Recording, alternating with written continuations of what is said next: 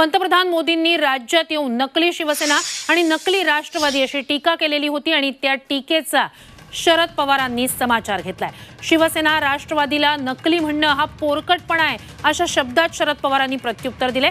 Zee 24 तासचे संपादक कमलेश सुतार यांनी घेतलेल्या टू द पॉइंट मुलाखतीत शरद पवारांनी मोदींच्या त्याच वक्तव्यावर टीका केली आहे। तुमचाही पक्ष म्हणजे ते महाराष्ट्रात त्यांचा प्रचाराचा मुद्दा तुम्ही उपस्थित केला। प्रचाराच्या दरम्यान तुम्ही म्हटलात की व्यक्तिगत हल्ले होतात। त्यांचं एक म्हणणं आहे की नकली राष्ट्रवादी आणि नकली शिवसेना असं वारंवार उल्लेख पंतप्रधानांच्या बोलण्यात आपल्याला आढळतो। याचा अर्थ प्रधानमंत्र्यांची पातळी कुठे गेली?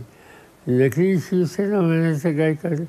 शिवसेनेचा एकनाथ शिंदेचा वर्ग बाजूला गेला समजू शकतो आपण, पण संघटना तीच आहे ना। आज मी महाराष्ट्राच्या कानाकोपऱ्यात गेलो, मला अत्यंत आक्रमकपणानं निवडणुकीमध्ये उतरलेले उद्धव ठाकरेंच्या नेतृत्वाखालचे शिवसैनिक दिसतात। त्यांनी एक आव्हान स्वीकारलेले आणि हे सवन शिवसैनिक जे आहेत ते बाळासाहेबांच्या विचारानं समाजसेवेच्यासाठी राजकारणाच्यासाठी उतरलेले आहेत।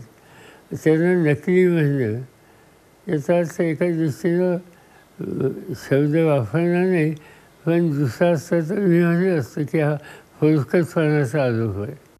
पण तुमच्याही पक्षाबाबत ते म्हणतात की एक नकली राष्ट्रवादी त्याचं कळेल ना उद्याच्या निवडणुकीमध्ये। आणि नकली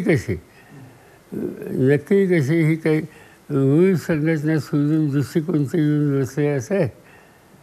या दोन्ही ठिकाणी ते नकली असं म्हणतात। नकलीचा अर्थ काय, कारण काय?